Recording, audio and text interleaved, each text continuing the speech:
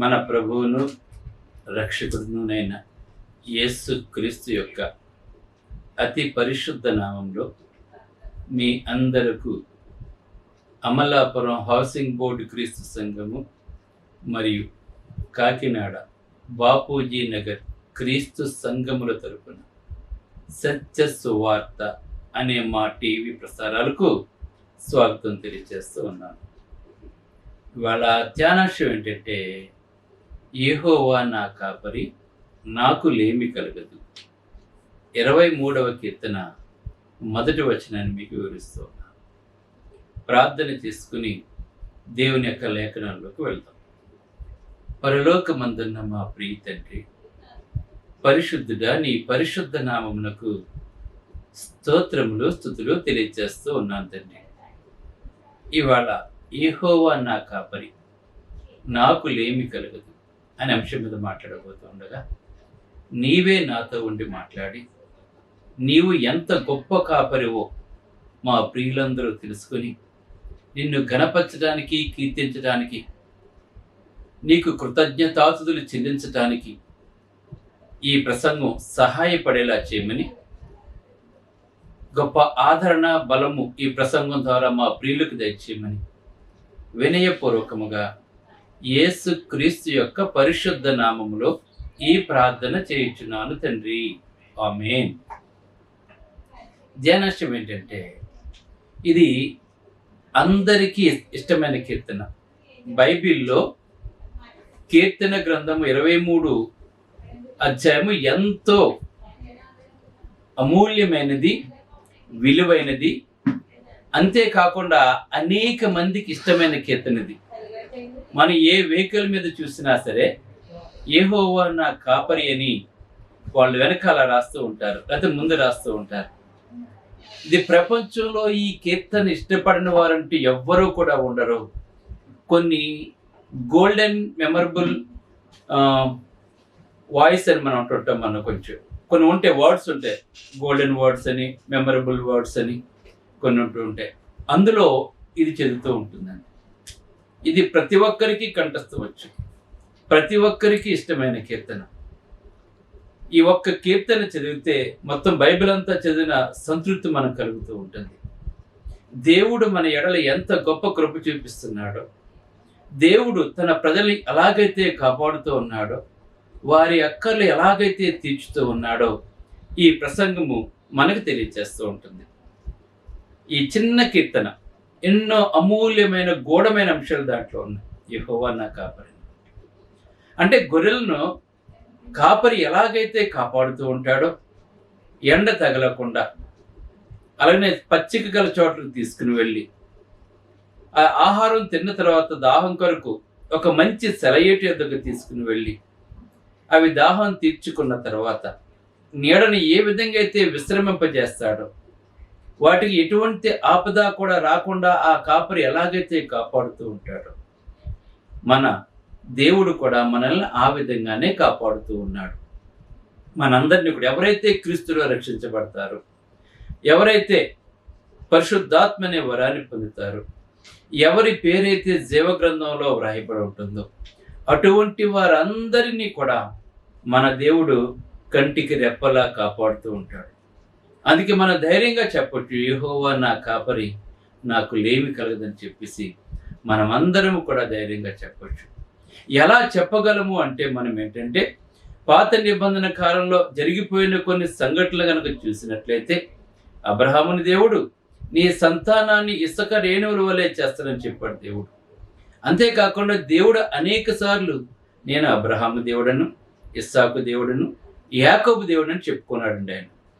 గనక ఆ యొక్క సంతానాన్ని దేవుడు ఏ విధంగా అయితే కాపాడాడో మనం అర్థం చేసుకున్నట్లయితే, నేడు క్రొత్త నిబంధనకి చెందినటువంటి మనల్ని కూడా క్రీస్తులో అంతకంటే ఎక్కువగా ప్రేమిస్తున్నాడన్న సంగతి మనం తెలుసుకోగలం.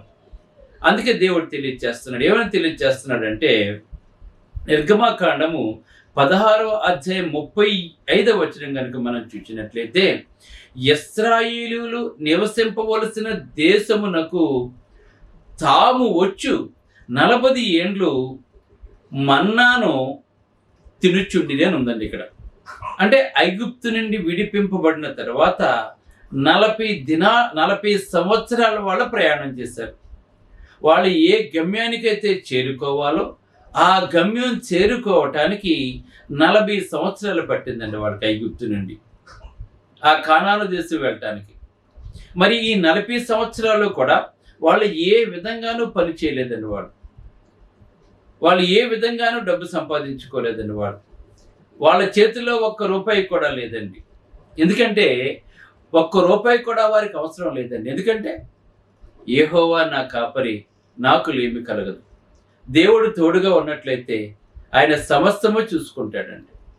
మనకి ఏం కావాలో ఆయన ముందుగానే మనకు ఏర్పాటు చేస్తూ ఉంటాడండి. అటువంటి గొప్ప దేవుడు మన దేవుడు. ఐగుప్తులోంచి విడుదల అయిన తర్వాత మళ్ళా ఫరో రాజు తన మనసు కఠినపరుచుకొని సైన్యాన్ని పంపినప్పుడు దేవుడు ఆశ్చర్యకరంగా ఎర్ర సముద్రాన్ని పాయలుగా చేసి ఇశ్రాయేలు ప్రజలను అవతలకు తీసుకుని వెళ్ళి ఆ సైన్యాన్ని అంతటినీ కూడా సముద్రంలో ముంచివేశాడు. అంటే శత్రువులను సంహరించి వాళ్ళని క్షేమకరమైన చోటుకి తీసుకుని వెళ్ళాడండి. చూడండి ఎలా కాపాడుతున్నాడు, చూడండి శత్రువుల చేతిలోంచి కాపాడుతున్నాడు. ఈ 40 సంవత్సరాలు కూడా వాళ్ళ అనేక దేశాల గుండా వెళుతున్నప్పుడు ఇశ్రాయేలు ప్రజల ముందు ఎవరూ కూడా నిలవలేకపోయారండి. ఎంత గొప్ప రాజైనా కూడా ఇశ్రాయేలు ప్రజలతో యుద్ధం చేసి గెలవలేకపోయారండి 40 సంవత్సరాలు కూడా. అంటే 40 సంవత్సరాలు దేవుడు వారికి తోడుగా ఉండటం ద్వారా శత్రువులు ఇశ్రాయేలు ప్రజలు ఏమీ కూడా చేయలేకపోయారు. అదే విషయాన్ని రాహాబ్ అనే వేశ్య మాట్లాడుతుంది.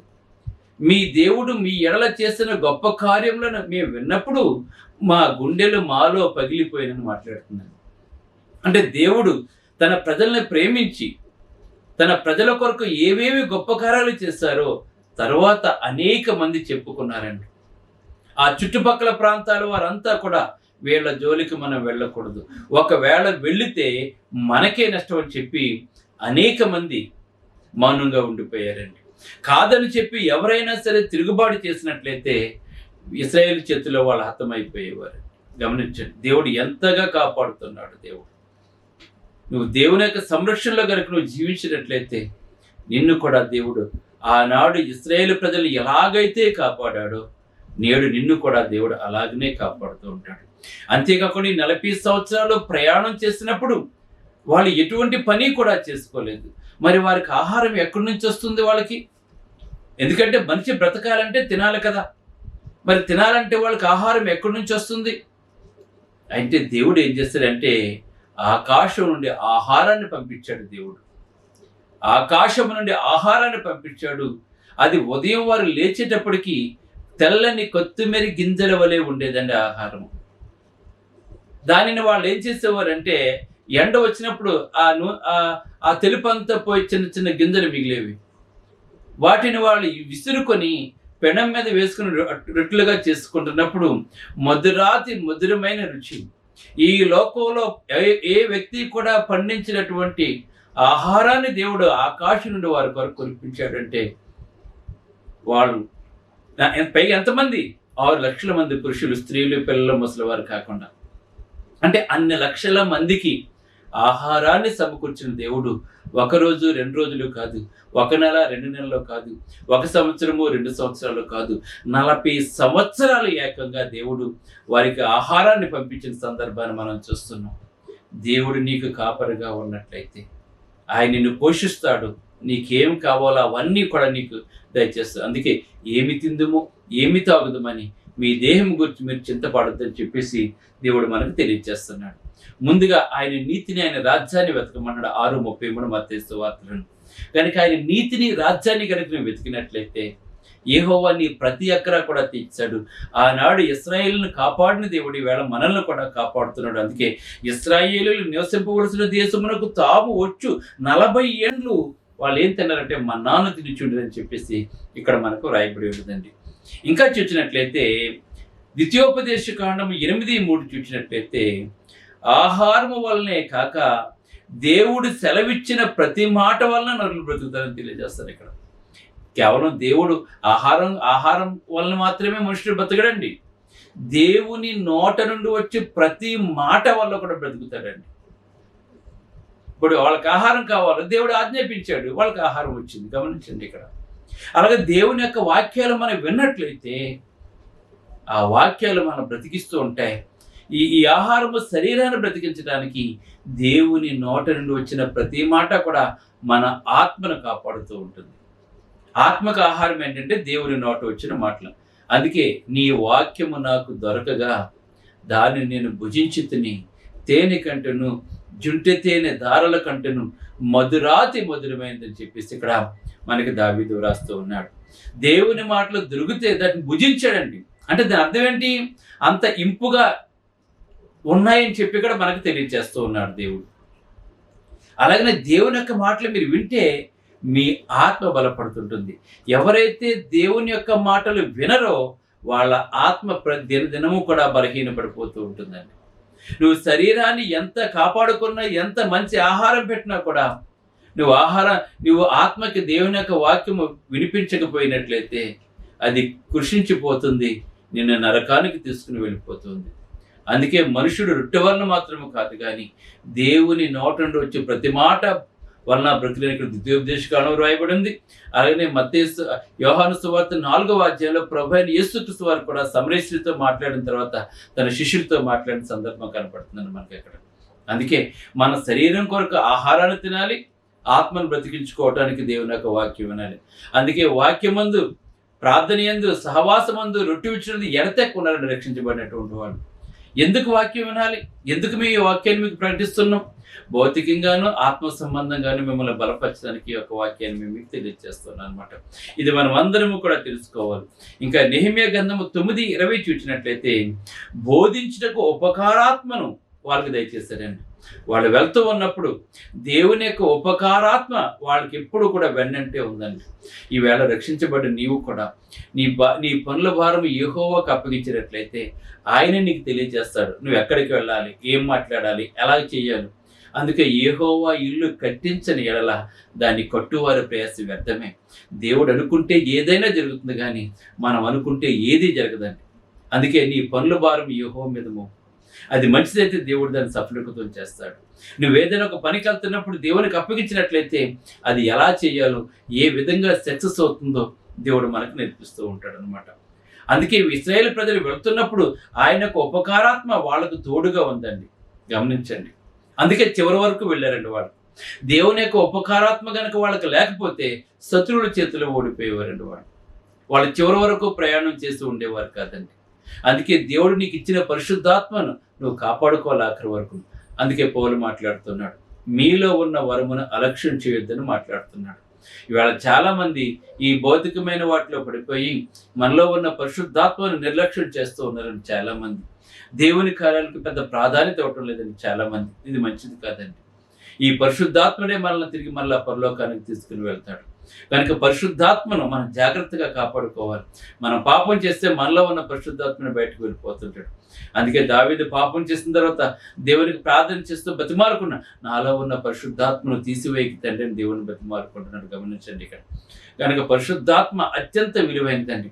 మళ్ళా నరకం నుండి పరలోకానికి తీసుకుని వెళ్ళేది పరిశుద్ధాత్మ వరం. కనుక మనలో ఉన్న వరాన్ని మనం అలక్ష్యం చేయకూడదని చెప్పేసి ఆనాడు దేవుడు ఇశ్రాయేలు 40 సంవత్సరాలు నడిచినప్పుడు ఉపకారాత్మను ఎలాగైతే అనుగ్రహించాడు, ఇవాళ దేవుడు మనకు పరిశుద్ధాత్మను కూడా అదే విధంగా అనుగ్రహించాడు.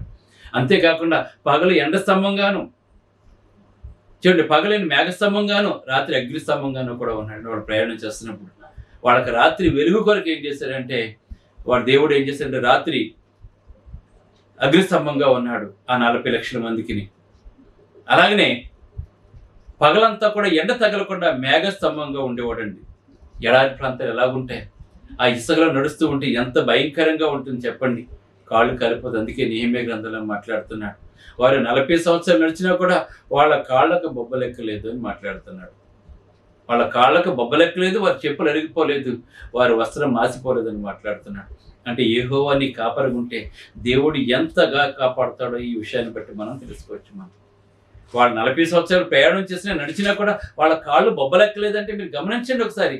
మనం కొంత దూరం నడిచే మన కాళ్ళు బొబ్బలెక్కిపోతుంటాయి. మన ఎండలో నడవలేం. ఆ ఎండలో నడవకుండా దేవుడు వాళ్ళకి మేఘస్తంభంగా ఉన్నాడు పగలు. దేవుడు నీ కాపరిగుంటే నీ ఎడలు కూడా అటువంటి కృపనే దేవుడు చూపిస్తారన్న విషయాన్ని మర్చిపోకూడదు. రాత్రి అగ్నిస్తంభంగా ఉన్నాడు దేవుడు. వాళ్ళ కాళ్ళు బొబ్బలెక్కలేదు, వాళ్ళ వస్త్రాలు మాసిపోలేదండి. ఇంత చెమట కూడా పెట్టనలేదండి దేవుడు వాళ్ళకి. గమనించండి, వాళ్ళకి ఆహారాన్ని ఇస్తూ, మేఘస్తంభంగా ఉంటూ, అగ్నిస్తంభంగా ఉంటూ, తన ఉపకారాత్మను దేవుడు ఎలాగైతే తోడుగా ఉంచాడో, ఈవేళ కొత్త నిబంధన క్రైస్తులైన మనకు కూడా దేవుడు అదే విధంగా తోడుగా ఉన్నాడని చెప్పేసి మనం మర్చిపోకూడదు. అందుకే దేవుడు నీ కాపరిగా ఉండాలి. ఈ లోకంలో ఉన్న ఏది కూడా నేను కాపాడలేదండి.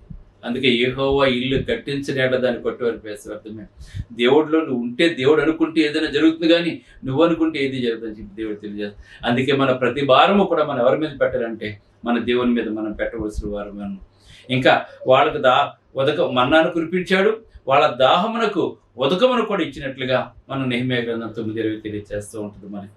అలాగే 105వ కీర్తన 40వ వచనం కనుక చూసినట్లయితే, వారు మనవి చేయగా, గమనించండి, దేవునికి ఇష్టమైనటువంటి వారు మనవి చేయగా దేవుడు ఆయన పూరేళ్లను రప్పించాడు, ఆకాశం నుండి ఆహారం ఇచ్చి వారిని తృప్తిపరిచాడండి. ఈ మన్నానే కాకుండా మాకు మాంసం కావాలని చెప్పి వారికి దేవుడికి మనవి చేసినప్పుడు దేవుడు వాళ్ళకి పూరేళ్ళు కూడా పంపించినట్లుగా మనం చూస్తారు.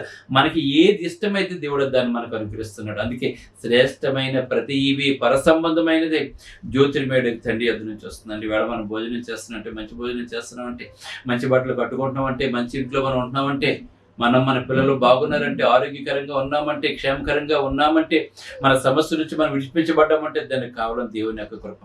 అందుకే దేవుడు చేసిన మేళను మనం ఎప్పుడూ కూడా మర్చిపోకూడదండి. అందుకే ప్రతి వారము కూడా దేవుడు చేసిన మేళను బట్టి కృతజ్ఞతాతుతులు చెల్లించుచు ఆయన గుమ్మంలో మనం ప్రవేశించాలని, ఆత్మతో సత్యంతో ప్రతి వారము కూడా దేవుని మనం ఆరాధించాలి. ఆ వారం అంతా కాపాడినందుకు దేవునికి కృతజ్ఞతని మనం తెలియచేయాలి. ఇవాళ చాలా మంది ఏం చేస్తున్నారంటే, వారం అంతా దేవుడు ఎన్ని గొప్ప కార్యాలు చేసినా, ఎంత గొప్ప మేలు చేసినా కూడా ఆదివారం దేవుని సన్నిధికి రాకుండా తన సొంత పనుల నిమిత్తం వెళ్ళిపోతున్నారంటే యేసు ప్రభువుని మరలా సిలువ వేస్తున్నారండి వాళ్ళు. అంటే దేవుని కంటే తన సొంతానికే ప్రాధాన్యత ఇచ్చుకుంటున్నారండి. ఒక ప్రబోధను ఆయన శరీరక్తాల్లో పాలు పంచుకోలేదంటే నువ్వు దేవుడు అంటే నీకు లక్ష్యం లేని మనిషి అండి. కనుక నీవు దేవుని దగ్గర నుంచి ఎటువంటివి నువ్వు ఆశించవసరం లేదు. ఎందుకంటే దేవుని కార్యాలను ఎవరైతే నిర్లక్ష్యం చేస్తాడో వాడు దేవుడి దగ్గర నుంచి ఏమి అడగలేడు, అడిగినా కూడా దేవుడు అవ్వడండి. ఎందుకంటే నీ ప్రవర్తన సరైనది కాదండి. నువ్వు దేవుని కంటే ఈ లోకానికి ప్రాధాన్యత ఇస్తున్నావు, దేవుని కంటే ఈ మిగిలిన వాటిని ఎక్కువ ప్రేమిస్తున్నావు. నాకంటే మీరు ఎక్కువగా దేని ప్రేమించినా నాకు పాత్రలు కాదని చెప్పి దేవుడు తెలియజేస్తున్నాడు. దేవుడు ఉంటేనే మనకు సమస్తము జరుగుతాయి, దేవుడు లేకపోతే మనకు సమస్తము కూడా జరగవండి. ఈవేళ దేవుడు లేకుండా చేసేసుకోవాలని చెప్పి మీరు అనుకుంటూ ఉన్నారు. ఈవేళ చాలా మంది ఆదివారం ఆరాధన నిర్లక్ష్యం చేస్తున్నారు. చాలా మంది అసలు ప్రభు దినాన్ని నిర్లక్ష్యం చేయకూడదు. నువ్వు నిర్లక్ష్యం చేసావు, ఆజ్ఞను అతిక్రమించిన వాడు అవుతాను, దేవునికి దూరంగా ఉంటాను, దేవుని కృపను పొందలేవు నువ్వు. కానీ ఖచ్చితంగా 52 వారాలు కూడా దేవుని సన్నిధిలో ఉండాలని తీర్మానం చేసుకోవాలి మనం. మిగిలిన పనులు ఉంటే ఇంకో రోజు పెట్టుకో. దేవుని కంటే ఎక్కువ నీ జీవితంలో దేనన్నా ఎంచుకున్నావా, నువ్వు చాలా భయంకరమైన స్థితికి వెళ్ళిపోతుంది నీ జీవితం. దేవుని కంటే ఎక్కువగా దేన్ని కూడా మనం ప్రేమించకూడదని మనం దేవుడికి ఇష్టపడదు అటువంటి వారంటే దేవుడు తెలియజేస్తున్నాడు మనకి. ఇంకా చూసినట్లయితే ఆదికాండం 22 చూసినట్లయితే, నీ సంతతి వారు శత్రువుల గౌరీని స్వాధీనపరుచుకుందని మాట్లాడుతున్నాడు. మన శత్రువులు సహా మిత్రులుగా చేస్తుంటాడు దేవుడు. అందుకే నీ శత్రువు ఎదుటి నీకు భోజనం సిద్ధపరుస్తానని చెప్తున్నాడు దేవుడు. ఇంకా శత్రువే మనకి పిలిచి భోజనం పెట్టండి, మన శత్రువు ఇంకెవడు ఉంటాడు? ఇంక మనకి శత్రువులు సహా మిత్రులుగా చేస్తాడు మన దేవుడు. మనకి క్రీస్తులు ఉంటే మనకి ఎవడో శత్రువు ఉండడండి, ఉండనివాడు కూడా దేవుడు. శత్రువులు సహా మిత్రులుగా చేస్తాను. అందుకే మీ శత్రువుల గురించి ప్రార్థన చేయమని చెప్తున్నాడు దేవుడు. మన శత్రువుల గురించి ఏం చేయాలి? మనకు ఎవరైనా శత్రువుని ప్రార్థన చేసేవాళ్ళు వల్ల మిత్రులు అయిపోతుంటారు. ఇటువంటి మంచివాడిన నేను ఇలా చేస్తానని చెప్పి అనుకుంటూ ఉంటాను. ఆనాడు ఇశ్రాయేలు ప్రజలందరూ కూడా సిలువేని అని వచ్చారు. కానీ పెంతెకొస్తే పండుగ రోజున పేతురు గారు మాట్లాడుతున్నారు, మీరు సిలువేసిన ఈ యేసునే దేవుడు క్రీస్తుగాను ప్రభుగాను లేపడని చెప్పినప్పుడు, ఇది మీరందరూ కూడా చూశారని చెప్పినప్పుడు అలా లబోదిబ్బమని రొమ్ము కొట్టుకుని, అయ్యో ఇటువంటి మహనీయుడినా మేము ఎలా చేస్తాం, మేము అయితే మరి మేము ఏం చేయాలి తెలియక చేస్తామని చెప్పినప్పుడు, మీరు మారు మనసు పొంది పాప క్షమాపణ బాప్సం పొందమంటే 3000 మంది తన చేసిన తప్పులు ఒప్పుకొని మారు మనసు పొంది రక్షించబడ్డారు. కనుక నువ్వు దేవుని అట్లా ఏమైనా తప్పుగా ప్రవర్తిస్తున్నట్లయితే మారు మనసు పొంది దేవుణ్ణి వేడుకోవలసిన వాడు విన్నాను. అందుకే శత్రువులు మనం గెలవగలనమాట. అందుకే కీర్తన 18:3 చూసినట్లయితే, కీర్తనీయుడైన యెహోవాకు నేను మొర్రపెట్టగా ఆయన నా శత్రువుల చేతులు నన్ను రక్షించాడు. నువ్వు ఆత్మతో సత్యంతో ఆరాధించి ప్రార్థన ఎందు, వాక్యమందు, రొట్టె విచ్చినందు, సహవాసమందు ఎడతెగక జీవించినట్లయితే నీవు మొరపెట్టిన వెంటనే నీ దేవుడు నీకు సమాధానం చేస్తాడు. ఒకవేళ ఎవడైనా నీ మీద నీకు శత్రువు ఉన్నట్లయితే నువ్వు మనవి చేయగా, ఆ కీర్తనుడైన దేవునికి నువ్వు మనవి చేయగా ఏం చేస్తారు? ఆ శత్రువుల చేతులు నేను కాపాడుతానని చెప్పి దేవుడు తెలియజేస్తున్నాడు. మనం చూడండి ఎన్ని వాగ్దానాలు దేవుడు మన కొరకు చేస్తాడో మనం అర్థం చేసుకోవాలి. దేవునికి దూరంగా ఉంటే వీటన్నిటిని పోగొట్టుకుంటావు. దేవునికి దూరంగా ఉంటే నువ్వు శత్రువులు నీకు ఎక్కువైపోతుంటారు, నీకు అనారోగ్యాలు సమస్యలు అన్నీ కూడా నీకు ఎక్కువైపోతూ ఉంటాయి. నీకు అలా కాకుండా దేవుల్లో ఉన్నా కూడా శ్రమలు వస్తున్నాయంటే అవి కొద్ది కాలం ఉంటే ఆ శ్రమలు కూడా నేను ఏమీ కూడా చేయలేవని గుర్తుపెట్టుకోండి. శ్రమలు వస్తాయి కానీ అవి మనల్ని ఏమీ కూడా చేయలేవని, వాటి నుంచి విడిపించేవాడు కూడా మన దేవుడు అనే సంగతి మనం మర్చిపోకూడదండి. ఎందుకంటే నిన్ను విడువను ఎడబాయని చెప్తున్నాడు యేసు ప్రభు. నేను ఎల్లప్పుడూ కూడా ఎవ్రీ పత్రిక చెప్తున్నాను, నిన్ను విడువను ఎడబాయను. నరమాత్రుడు నీకేం చేస్తాడు? ప్రభు నాకు సహాయుడు అని చెప్పి ధైర్యంగా ఉండమని చెప్తున్నాడు దేవుడు. ప్రభు మనకు సహాయుడు 13:20 మాట్లాడుతున్నాడు అండి ఎబ్రి. ప్రభు నాకు సహాయుడు, నరమాత్రుడు నాకు ఏం చేయగలడు అని ధైర్యంగా ఉండొచ్చు. మనం ఏది కూడా ఎంత మాత్రం కూడా నీకు హాని చేయదనే విషయాన్ని నువ్వు తెలుసుకోవచ్చు వాడైనా. ఇంకా 115 కీర్తన 11 వచనం చూసినట్లయితే, యెహోవా యందు భయభక్తులు గలవారులారా, యెహోవా యందు నమ్మికుంచుడి, ఆయన వారికి సహాయము కేడమని మాట్లాడుతున్నాడు. మనం దేవునిలో ఉన్నప్పుడు, ఆయన ఆత్మతో సత్యముతో ఆరాధిస్తున్నప్పుడు, నువ్వు ప్రార్థిస్తున్నప్పుడు, కీర్తనల ద్వారా దేవుని గణపరుస్తూ ఉన్నప్పుడు ఆయన ఎప్పుడు నీకు సహాయంగా ఉంటాడు, నీ కేడముగా ఉంటాడు, నీ పక్కనే ఉంటాడు. దేవుడు అంత గొప్ప దేవుడు మన దేవుడు అండి. ఎంతవరకు తోడుగా ఉంటానని చెప్తున్నంటే, యుగ సమాప్తి వరకు సదాకాలము నేను మీకు తోడే ఉంటానని చెప్పి దేవుడు వాగ్దానం చేశాడు. యుగ సమాప్తి వరకు సదాకాలము తోడే ఉండేవాడు ఎవరంటే మన ప్రభు అయిన యేసుక్రీస్తు ఒక్కడైన సంగతి మనం మర్చిపోకూడదండి. ఇంకా యోహాను సువార్త 1:16 చూసినట్లయితే, ఆయన పరిపూర్ణతలో నుండి మనమందరము కృప వెంబడి కృప పొందుతున్నాం. ఈవేళ మనం ఈ విధంగా ఉన్నామంటే దేవుని కృపలను, మనం రక్షించబడ్డామంటే దేవుని కృపలను, ఈవేళ నిత్య జీవానికి వారసులుగా ఉన్నామంటే దేవుని కృపలను, యేసుప్రభు చేసిన త్యాగం వల్ల, కాచిన రక్తం వల్ల. అందుకే ఇక్కడ ఆయన పరిపూర్ణతలో నుండి మనమందరము కృప వెంబడి కృప, రోజు కృప చూపిస్తున్నాడు మనకు దేవుడు. ఒకరోజే కాదండి, ప్రతిదినము కృప వెంబడి కృప చూపుతున్నాడు. కనుక ఈవేళ మనం మన కుటుంబం క్షేమకరంగా ఉంటుంది. అలాగే రోమ 8:30 చూసినట్లయితే, తన సొంత కుమారుని అనుగ్రహించుటకు వెనుక తీయక మన అందరి కొరకు ఆయనను అప్పగించిన వాడు తండ్రి అయిన దేవుడైన యెహోవా ఆయనతో పాటు సమస్తమును మనకి ఎందుకు అనుగ్రహింపడు? మన కొరకు తన కుమారునే బలి ఇచ్చేశారు కదా. మరి మనకు కావలసిన వాడు అంత శ్రేష్టమైన తన కుమారునే దేవుడు మన కొరకు బలి ఇచ్చేస్తే ఈ లోకంలో ఉన్న అన్ని పెద్ద గొప్ప ఆయనకి ఇవెందుకు అనుగ్రహించడు అన్న ధైర్యం గల వారిగా మనం ఉంటాం. అందుకే యేసుప్రభు మాట 10:11, నేను గొర్రెలకు మంచి కాపరి తన గొర్రెల కొరకు ప్రాణం పెడతా అన్నాడు. యేసుప్రభు మన కొరకు ఏకంగా ప్రాణం పెట్టేస్తాడండి. మంచి స్నేహితుడు తన స్నేహితుని కొరకు ప్రాణం పెడతాడండి. మన కొరకు ప్రాణం పెట్టేస్తాడు మన ప్రభు అయిన యేసుక్రీస్తు. కనుక ఆయన చేసిన త్యాగాన్ని మనం ఎప్పుడూ కూడా మర్చిపోకుండా, మన యెహోవా నా కాపరి, నాకు ఏం కలగదని చెప్పి ధైర్యంగా ఉండవలసిన వారైనా మనం ప్రార్థన చేసుకుందాం. పరిశుద్ధుడైన తండ్రి, పరలోకమందున్న దేవా, మరి తండ్రి చెప్పబడిన వాక్యానికి నీకు స్తుతులు తెలియజేస్తూ, నువ్వు కాపరుగుంటే మేము ఎంత గొప్పగా మేము జీవిస్తాం తండ్రి. పచ్చికల చోట్ల తీసుకుని వెళ్తాం, శాంతికరమైన జలాలతో కనిపిస్తాం, గాఢాంధకార ప్రేమ సంచరించిన ఏ భయం రాకుండా దుడ్డుకర దండంతో ఆదరిస్తావు తండ్రి. శత్రువులు భోజనం సిద్ధపరుస్తావు తండ్రి. నూనెతో మా తల్లంటి ఉన్నావు తండ్రి. కనుక మేము ప్రతిదినం నుండి కూడా తండ్రి కృపాక్షంబలే మా వెంట వస్తుంది తండ్రి.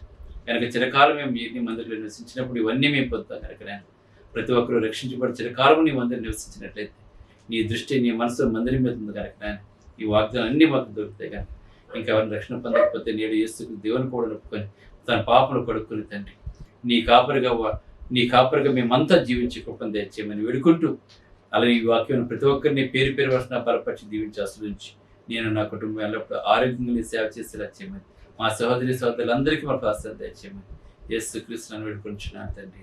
ఆమేన్. మీ అందరికీ వందనములు. God bless you. Brother George Raju Vara, church of Christ, housing board, Amalapuram, near KIMS medical college, Konaseema district, 523201. Mobile number 9848730355, 92933174174. Email ID georgerajuvara@gmail.com. Website www.helpingforpoor.com.